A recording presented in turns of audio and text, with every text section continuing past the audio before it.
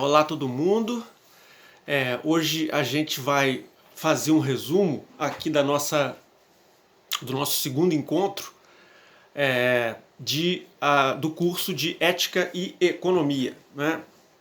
Então, nesse segundo encontro, a gente aprofundou as sugestões do economista indiano Amartya Sen, com relação a gente descobrir os modos em que a economia pode expandir o escopo do que ela pode falar acerca do que é uma sociedade boa, ou de como as coletividades humanas podem viver, devem viver, né, para chegar ao que a gente pode, antigamente, socraticamente, entre os gregos, chamar de vida boa, né? Então, a gente viu no nosso primeiro encontro que a limitação da teoria do bem-estar,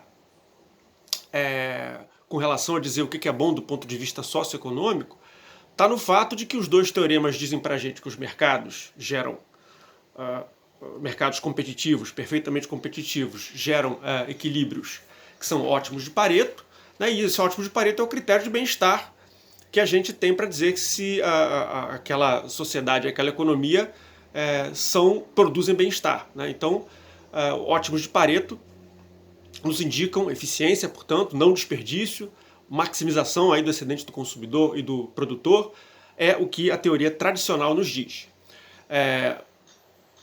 Aí a gente colocou em questão aqui, como exemplo, a situação dos ex-escravizados pós-Lei Áurea, e aí a gente observou que a gente pode supor que aquela sociedade considera um determinado ponto de equilíbrio de Pareto eficiente ruim, no sentido de que é muito desigual, né? E aí o segundo teorema do bem-estar nos indica que a gente pode fazer uma redistribuição, e de forma que o mercado reajusta o ótimo de Pareto para distribuições mais igualitárias do que aquelas que a gente deseja, né? A questão é saber como que a gente pode, ao mesmo tempo, respeitar os valores individuais e gerar uma escolha social. E aí a gente verificou um outro problemão, dado pelo teorema da impossibilidade de 1951 do Kenneth Arrow, né, a quem, inclusive, o Amartya Sen dedica esse livrinho de 87 sobre ética e economia, né, que nos indica que não existe um procedimento ou um conjunto de procedimentos para a gente chegar a um ótimo, para garantir que, a partir dos valores individuais expressos pelas preferências dos agentes e suas escolhas, através do voto, a gente chegue a uma redistribuição não cíclica, né, acíclica. Então, a partir daí, o Sen, e é o que a gente começou a ver no nosso textinho, né, ele sugere que, se a gente for olhar historicamente, que é a nossa abordagem, né, a gente não está usando a abordagem microeconômica, que seria relaxar as hipóteses dos modelos para ver o que acontece, né? O Amartya Sen sugere para a gente olhar a história, olhar a ética Nicômaco, olhar Adam Smith, olhar, ele até menciona, inclusive, a própria tradição do país dele, da Índia, né, para saber como a gente pode expandir o domínio do que a teoria pura da economia fala sobre a ética, né? Então ele sugere que o processo dessa expansão, dessa possibilidade de expandir o que a gente pode falar historicamente, está delimitado aí pela história em que a economia tem duas vertentes, né? Uma que vai dar realmente no equilíbrio geral de Valha e vai dar nos teoremas do bem-estar, e vai dar no teorema da impossibilidade, que o Amartya Sen apoia, né? Ele não está fazendo uma crítica destrutiva. Ele fala que essa abordagem engenheira da economia é muito útil, principalmente para analisar as interdependências do mercado, o que acontece quando a gente mexe numa oferta e demanda no mercado, o que acontece no sistema como um todo. Então, uma vez que a gente tem, evidentemente, fins dados e que a gente sabe que os agentes agem racionalmente, né? Então, essa é uma abordagem útil e necessária, segundo o Amartya Sen. Mas o que ele diz é que a outra abordagem, que aí sim a gente se deve a Aristóteles, né, a ética Nicômaco, é a abordagem que valoriza a política. É saber que, uma vez que os fins não estão dados, e uma vez que a gente não pode admitir puramente uma racionalidade instrumental dos agentes, né, seja ela como consistência, né, da escolha, como a gente faz na teoria da preferência revelada, seja ela como maximização de utilidade, que é como a gente pode representar as escolhas consistentes dos agentes, né? Quer dizer, em nenhuma dessas duas situações, uma vez que elas não estão dadas, a gente tem que, segundo o Sen interpreta Aristóteles falando, dá para o que ele chama da grande mestra da política, né? Ou seja, a gente tem que, a partir daí, decidir o que vai ser o bem-estar para a sociedade, né? Além dos ótimos de Pareto, além dos fins que já estão dados e além da pura racionalidade, né? Seja como consistência, seja como maximização. E em seguida, o Amartya Sen ele sugere que o próprio Adam Smith, né, a gente tem que ser muito cuidadoso. A palavra que o Amartya Sen coloca, na verdade, né, seria até um erro a gente colocar que o Smith se resumiu a sua análise econômica ao auto-interesse, né? Tem a questão toda, na verdade, que a gente vai analisar com Aristóteles, que é a questão da prudência, né? Em Aristóteles a palavra é phronesis. E quer dizer, o que Adam Smith está querendo dizer com auto-interesse, na verdade, é uma ação prudente, o que significa dizer uma ação que é ao mesmo tempo racional, onde a gente usa entendimento, mas com autocontrole, autodomínio, né? Como está escrito no livro. Então, o que a gente percebe, na verdade, né, é que essa questão da prudência e a questão da simpatia, que é a possibilidade de se colocar no lugar do outro e a partir daí fazer julgamento sobre o que é certo e o que é errado, seriam tão centrais ou até mais centrais do que o autointeresse na teoria do Adam Smith, né? E a gente vai falar disso nos nossos próximos encontros. Então, o que o Amartya Sen sugere? Né? Temos que expandir o leque de motivações humanas que ele considera espetacularmente restritas dentro da abordagem tradicional e os regimes políticos em que certos fins podem ser atingidos. Né? E é aí que a gente mencionou ontem que a gente entra no buraco da Alice, né? Da Alice no País das Maravilhas, para ver o que acontece.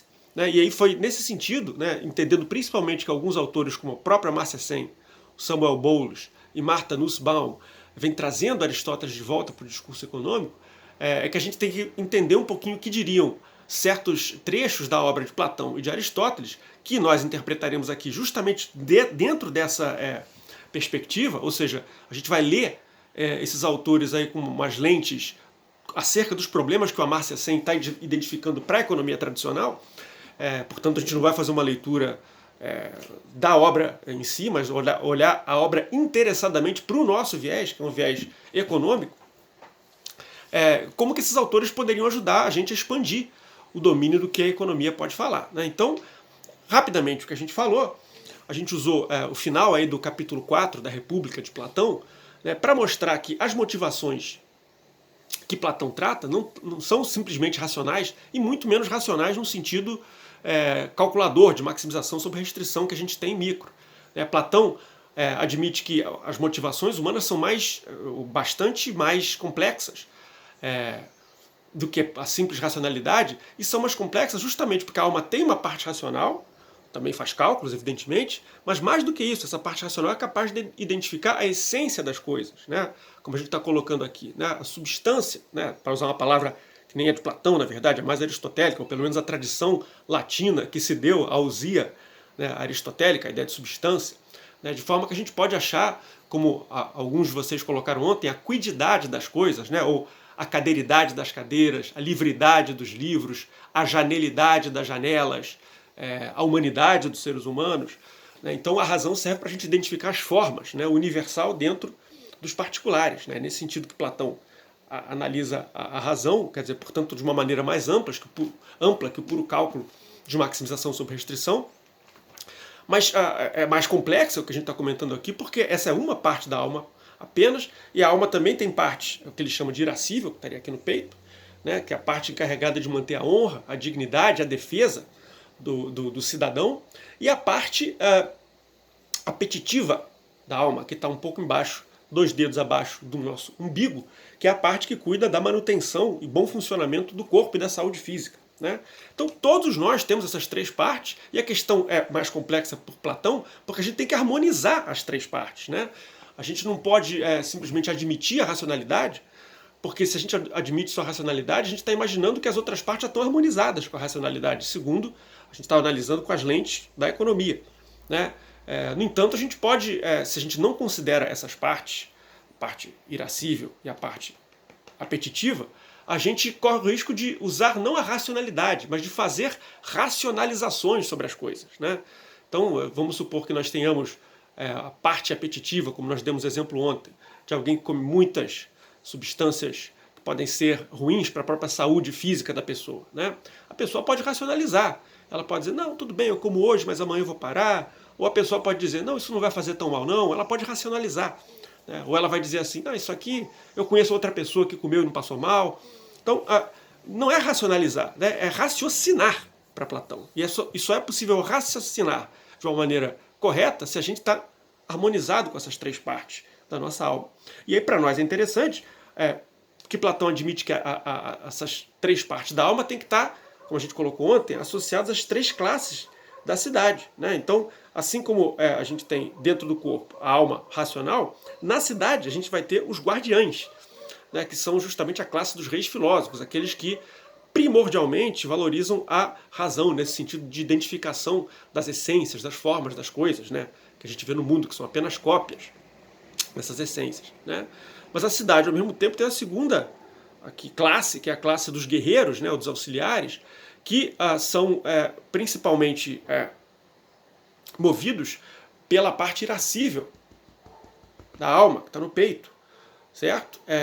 E devem estar subordinados à parte racional. E em terceiro lugar, aqui nos nossos três dedinhos, né, a gente tem a parte apetitiva, que são os produtores, que é justamente a parte que hoje em dia a gente poderia falar que é a economia, carregados da produção, distribuição, comércio, trocas, etc. Né? Então, você tem que ter uma harmonia da alma, e essa harmonia da alma se reflete na harmonia da própria polis, da própria coletividade em que as pessoas se encontram. E essa coletividade, para ser a melhor possível, né, a Calípolis, nas palavras de Platão, deve absorver aí essa hierarquia, onde a razão está acima da parte irascível, que está acima, por sua vez, da parte apetitiva. E seria muito perigoso para Platão a gente desconsiderar essa hierarquia e admitir que a economia pode operar por princípios próprios, né? Ela deve estar subordinada tanto à filosofia, aos princípios gerais, aos princípios universais, às formas que são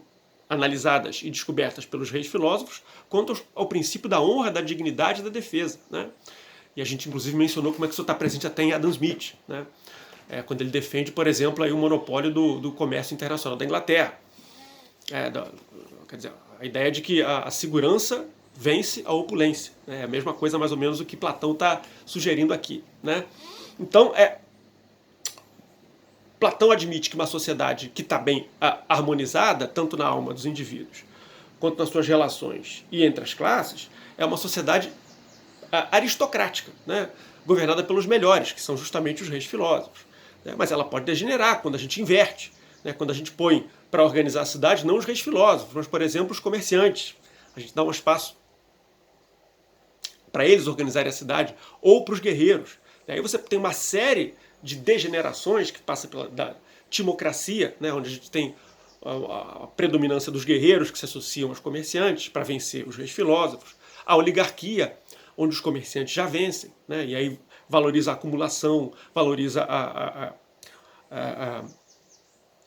a produção desenfreada, que para Platão pode gerar justamente um excesso,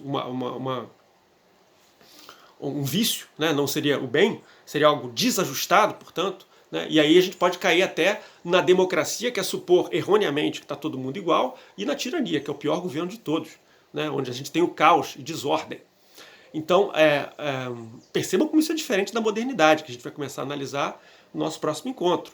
É bastante diferente, né? Quer dizer, a ideia de que a aristocracia é valorizada frente à democracia, de que as atividades econômicas devem ser, de alguma maneira, rigidamente controladas e que todo mundo deve estar submetido a reis filósofos, inclusive, como alguns de vocês observaram ontem, leva à interpretação de Platão ou da República, né, como um proto-autoritarismo, né? A ideia de que todos devem estar submetidos a reis filósofos, etc. Né? E isso é algo que o próprio aluno de Platão, Aristóteles, condena.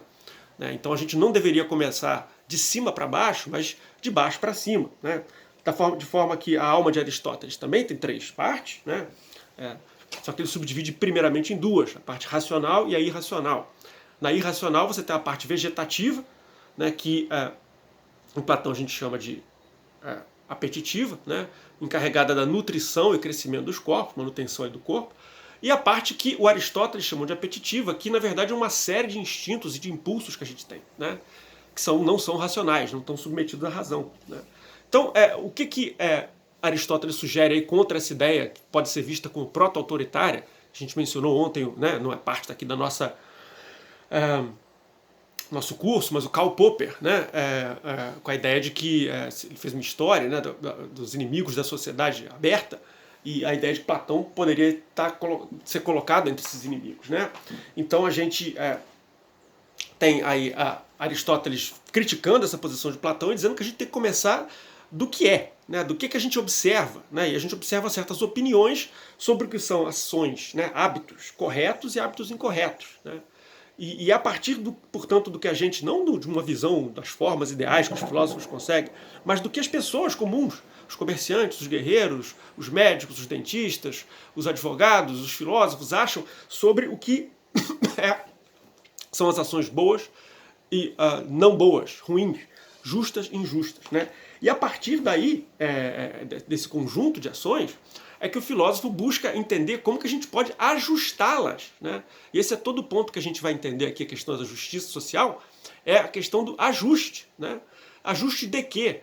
Do que dessas, o que a gente chama de moral, desse conjunto de hábitos coletivos que as coletividades humanas diversas têm e que são diferentes. Aristóteles também, diferentemente de Platão, parte do conjunto de diferentes coletividades humanas que têm diferentes hábitos, né? E a partir daí, através da paideia, ou seja, da educação, que nós podemos formar hábitos, né, desde pequeno, nas crianças, de forma que elas adquiram uma propensão, uma disposição a agir de forma correta, né? Então, como também foi perguntado ontem, nós reforçamos isso aqui, tanto para Platão como para Aristóteles, a ética não pode ser vista como sendo algo subjetivo, né? Ela é vista como, e nem como sendo um meio para alguma coisa. A ética é necessária em si mesma. E ela é necessária em si mesma porque a gente não busca algo subjetivo, mas busca o bem. Ou, nas palavras de Aristóteles, a eudaimonia, ou seja, o que a gente traduz hoje como felicidade, mas que talvez seja mais bem traduzido como um princípio de completude, de plenitude, de realização de todas as nossas potencialidades, né? Isso é que é a felicidade para Aristóteles, né?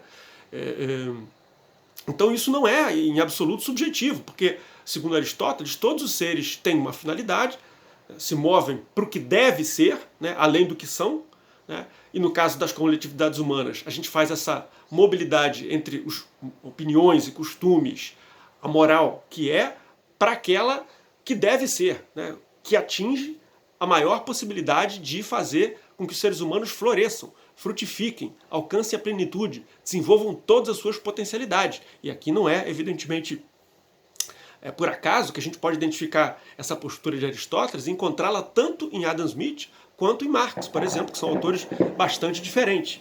A ideia de que a gente tem que pensar o ser humano como um ser humano cheio, como se fosse uma sementinha, né? Um pé de feijão que deve dar um belo feijoeiro, né? Então, ou uma banana que deve dar uma bananeira, né? Então o ser humano também tem que se desenvolver na sua humanidade, né? E a questão é que a gente faz isso através da prudência, como a gente falou, e aí a gente vai voltar em Smith para mencionar, como a gente falou no começo do vídeo, né, que quando o Sen está falando do Smith e fala que a gente não deve analisar o Smith como tendo o auto-interesse lá petrificado, como às vezes o próprio George Stigler, né, coloca, né, nos anos 70, a gente tem que olhar o Adam Smith como tendo a ideia de prudência, que é, de alguma maneira, aparentada com essa ideia de phronesis, a prudência, phronesis aristotélica, que nos indica como agir certo, ou seja, como agir de uma maneira que não é nem exagerada para mais, nem para menos. E o exemplo que nós demos, já falamos aqui, por exemplo, da gula, né? Não basta comer, diria Aristóteles, né? A gente tem que comer bem. Não basta agir de uma maneira seja exageradamente temerária ou seja covarde. A gente tem que agir com coragem, que está no meio, né? Então isso aí é uma criação de disposições onde nós aprendemos via racional a agir de uma maneira correta, né? Ou como a gente coloca, é uma ação virtuosa, Portanto, a virtude, os valores, o que é principal, é a ação vale por si própria, né, independente das consequências dela, em uma mediana, que não exagera nem para mais, que cai no vício, nem para menos, cai em outro vício. Né? E aí, para nós, o que é interessante é justamente comparar essa visão de Aristóteles, né, que também imagina que uma vez que a gente tem essas partes da alma, que elas podem estar desordenadas com as partes da cidade, você pode ter degenerações. Aristóteles, de alguma maneira, é influenciado por Platão, ele puxa essa teoria dos regimes políticos para degenerações também. Então a gente pode ter um regime de uma pessoa, de poucas pessoas ou de muitas pessoas. Né? E todos eles, o de uma pessoa, né? Quer dizer, a monarquia pode degenerar em tirania. Um regime de poucas pessoas, que seria uma aristocracia, que é valorizada por Platão e também por Aristóteles, pode se degenerar numa oligarquia. Né? Quer dizer, a aristocracia para a oligarquia. E por fim, a gente tem uma república, que é o governo de muitos, né? Pode degenerar numa democracia. E aí, para nós é muito estranho, a gente vai comentar isso, porque eles estão batendo de frente com noções que são muito caras a nós, modernos, de alguma maneira herdeiros da Revolução Francesa, que valoriza princípios como a liberdade, igualdade e fraternidade. Né? Aqui não, aqui a gente tem tanto em Platão como em Aristóteles, uma sociedade hierarquizada, onde os seres humanos evidentemente não são iguais. Né? Os povos também não são seres humanos abstratamente iguais. Né? Então, se a gente for comparar o que Aristóteles está falando com a micro, né, esse é o nosso objetivo, né, isso, afinal, que o Sen sugeriu para a gente, que a gente tem que expandir, e não seria bom usar a ética nicômaco, entender um pouco disso. Então é o que a gente está tentando fazer aqui. Né? Não sabemos se vai dar certo ainda, a gente vai continuar no curso todo e aí a gente vai descobrir em que medida isso aí vai realmente dar certo. Aqui a gente está começando a palpar esse terreno, a navegar, a cair nesse buraco de Alice para verificar em que medida isso funciona. Então, o que Aristóteles falaria, por exemplo, do princípio de maximização sobre restrição ou consistência? Ele pode dizer, bom, isso pode ser visto como um hábito, né? E eventualmente esse hábito pode ser prudente, pode observar aí um princípio do meio, né? Quer dizer, existem situações, certamente, na vida social e econômica em que a gente deve fazer um cálculo, uma ponderação, né? Mas isso aí é secundário, segundo Aristóteles, né? Porque primário é você desenvolver hábitos recorrentes que se transformam em disposições que formem um caráter. Né? E a partir desse caráter a gente vê em que situações a gente deve fazer essa maximização sobre restrição. Né? Segundo, né, os fins, como a micro imagina, não são dados. Né? Eles não estão... não são admitidos, né? A gente admite que cada um tem a sua... Como o próprio Ken Arrow colocou, cada um tem os seus valores individuais, e aí a gente tenta agregá-los para chegar a uma função de bem-estar. O Aristóteles diz, cuidado, não é por aí. Né? Os fins têm que estar dados. Né? O que a gente deve ser, deve estar dado. Isso aí, para Platão, vai ser o bem, entendido como a Calípolis, a cidade ajustada, portanto, onde a alma e as classes estão ajustadas, né? E para Aristóteles vai ser a eudaimonia, né? A felicidade, a frutificação. O que deve ser, né? Deve ser a realização completa das potencialidades de todos os seres humanos, e a cidade aí ajuda. Né? Portanto, eu tenho insistido na segunda parte aqui, a gente fala de Platão e Aristóteles como cidadãos e não indivíduos, porque os indivíduos, tais como a gente conhece na modernidade, ainda não são vistos assim. Eles são vistos como parte sempre dessa coletividade. Né? Então, tem esse segundo princípio, né? As preferências não são dadas, elas são, na linguagem de hoje em dia, endógenas ao meio, elas são mudadas pelas opiniões correntes, pela educação, e aí a gente mencionou o exemplo da reeducação alimentar, onde uma pessoa que está com problemas de saúde devido ao consumo inadequado de certos alimentos, ela pode ser reeducada para mudar de opinião e dizer, não, agora eu vejo que comer tais e tais coisas é melhor do que eu fazia antes. Então isso depende justamente da educação que a pessoa se encontra. Né? E por fim, o princípio que Aristóteles varia, é aquela questão da mediania, é a suficiência. Ou seja, a gente tem que saber agir na medida certa, nem para mais nem para menos, que são vícios. Né? E não na eficiência, né? Agir no sentido de não desperdício, como a micro faz no critério de Pareto. Não que isso não seja... Mais uma vez, não é questão disso ser ruim. Né? Aristóteles não diz necessariamente não. a esses princípios da micro.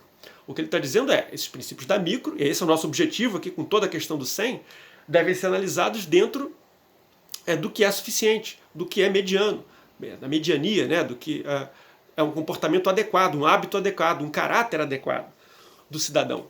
E a partir daí a gente vê onde o critério de Pareto se adequa, né? E, portanto, um outro princípio da micro, que frequentemente a gente usa, o princípio da não saciedade, também seria visto com muito receio, tanto por Platão quanto por Aristóteles, né? Porque isso é visto como sendo um desejo de acumulação ou de qualquer coisa do gênero, que não necessariamente, e tanto Platão como Aristóteles concordam nesse sentido, não levam a vida boa, né? Aristóteles imagina 3 vidas boas, que é a vida teórica, né, teorética, né, bios teoréticos, como ele chama, né, o bios políticos, que é o sujeito que participa da cidade, e o bios, que é o modo de vida, né, o apoláusticos, que é o modo de vida dos prazeres, né, das pessoas que lidam com o corpo. E esses 3 modos de vida aí não incluem o modo de fazer dinheiro, que Aristóteles vê com desconfiança porque pode-se cair aí numa produção desenfreada, numa acumulação desenfreada que esquece que é o bem, né? Que são críticas que modernamente a gente vai analisar, tanto vistas do ponto de vista de Rousseau quanto de Marx. Então, o que Aristóteles pode dizer é justamente isso, né? Que a gente tem que, entender o comportamento, maximização sobre restrição, mas a gente tem que entender onde esse comportamento entra, uma vez que a sociedade, que a coletividade está mais ou menos ajustada em seu regime político, em que os habitantes dessa coletividade, os cidadãos, têm as suas partes da alma mais ou menos ajustadas, né? Algo como um princípio de não saciedade, que nós vemos em micro, é possível que Aristóteles visse um princípio como desse como sendo uma abertura para um desajuste, né? Um desajuste onde a gente valoriza os impulsos de acumulação e de gana excessiva dos agentes. E a gente vai comentar isso no nosso próximo encontro, quando falarmos de Thomas Hobbes. Certo? Então é mais ou menos isso que Aristóteles diria. Quer dizer, vocês já olharam antes de falar o papel do mercado e da racionalidade? Se a racionalidade ela é racional mesmo ou não é uma pura racionalização? Vocês já viram se o próprio regime político está adequado para que os mercados funcionem na proporção que gerem não simplesmente a acumulação do mercado, mas o bem, que permitam o florescimento dos agentes, que permitam a realização das potencialidades de cada um dentro da hierarquia, né, em que eles estão dentro das coletividades em que residem, de que fazem parte, né? Então é basicamente isso que a gente viu ontem, né, com Platão e Aristóteles, e aí a gente delineia uma série de categorias básicas, né, da ética, que a gente vai contrapor à modernidade, né? Que, evidentemente, como a gente está vendo aqui, vocês devem ter ficado com isso na cabeça, até pelas perguntas de ontem, muita coisa aí é criticável, né? E realmente vai ser, de acordo com os princípios que a gente herda da pós-Revolução Francesa, né? Coisa que a gente tem hoje aí, a valorização da democracia, a valorização da igualdade das pessoas, da liberdade econômica, tudo isso aqui está sendo colocado em xeque, ou está sendo colocado em discussão por Platão e por Aristóteles, né? Então, o que a gente tem nas nossas categorias básicas, né? Para Platão, principalmente para Aristóteles, né, que vai ser mais central para a gente vai ter a moral, na ideia de que são hábitos que as coletividades têm, só que essa moral nem sempre é a melhor possível, no sentido de realização do potencial completo dos agentes, né? Então, essa moral tem que ser guiada por um princípio ético, e a ética vai nos dizer qual é a finalidade final, né, quais são os valores últimos que a gente tem que seguir, de forma que a gente modifique as morais, os conjuntos de costumes, de modos, de hábitos, né, das pessoas, de forma que elas vão chegando cada vez mais perto dos valores supremos, né, que são o bem para Platão e a felicidade para Aristóteles. Esse é o objetivo. E aí, claro, nem todos os ótimos de Pareto que a gente faz em micro são igualmente bons, no sentido de permitirem que os agentes realizem completamente as suas potencialidades, né? A gente deu exemplo aqui no nosso primeiro encontro dos ex-escravizados pós-Lei Áurea, nas primeiras décadas, né? Onde, evidentemente, a situação deles não permitia que você realizasse todo o potencial ali que está presente nessas pessoas, né? E esse processo que leva das morais aqui de ajustamento, né? Das morais até a finalidade, é chamado de justiça, né? E essa justiça pode ser social, quando a gente fala dos regimes políticos, né? E é regime e também da justiça no sentido do indivíduo, ou seja, o ajuste é tanto da alma quanto das próprias classes, das cidades e das relações que os indivíduos têm entre si, né? Então, mais uma vez reforçando uma dos questionamentos ontem, essa postura de Aristóteles e de Platão é, nas palavras de hoje em dia, normativa, né? Ou seja, ele diz que a partir de certos hábitos, a partir de certas opiniões sobre o que é certo e errado, a gente deve a gente deve questionar esses fatos que a gente tem hoje, esses hábitos, essas opiniões, e fazê-los com que elas se aprimorem para chegar nos valores últimos, nas finalidades, que é o bem, a felicidade. Então esse processo aqui de ida do que é para o que deve ser, né, através principalmente da educação, é o processo de justiça, de ajustamento, como a gente está colocando, né? E aí ela é normativa, porque ela está dizendo sim, a gente deve escolher qual dos paretos eficientes que o mercado gera é melhor, segundo princípios que estão além da economia, né, que nos dizem respeito à potencialidade que a gente tem de se aprimorar enquanto indivíduo. Indivíduo na linguagem moderna, né? Platão e Aristóteles não usariam a palavra indivíduo, eles usariam a palavra cidadão, né, enquanto membros de uma coletividade, enquanto a própria coletividade se aprimora, né? Então aí a gente vê essas categorias básicas, né? A moral, a ética, a justiça, o dever ser, os valores últimos, o bem e a felicidade, né? E que mais? Né? E o juízo de valor, né? O juízo de valor é justamente essa ideia de sexta categoria base, é poder julgar as opiniões e os hábitos, né, a moralidade de uma certa comunidade, segundo essas finalidades, né? Finalidades que são o bem ou a felicidade. Tá certo, gente? Então, no nosso próximo encontro, a gente vê como é que essa visão aí platônica, aristotélica, que é absorvida pelo cristianismo, depois vai ser desmontada e criticada na própria modernidade, tá? E no nosso próximo encontro a gente vai falar um pouco de Thomas Hobbes, John Locke, Hugo Grocio e Samuel Pufendorf, que vão lidar, portanto, aí com esses limites que a abordagem platônica e aristotélica vai ter, né? E aí a gente já vê que a expansão que o Sen propõe para a gente fazer da ética para a economia, e da economia para a ética, né, essa via de mão dupla, como ele fala, não é tão simples de ser feito, né? E é isso que a gente vai começar a analisar no nosso próximo encontro, tá? Valeu, gente. Até mais.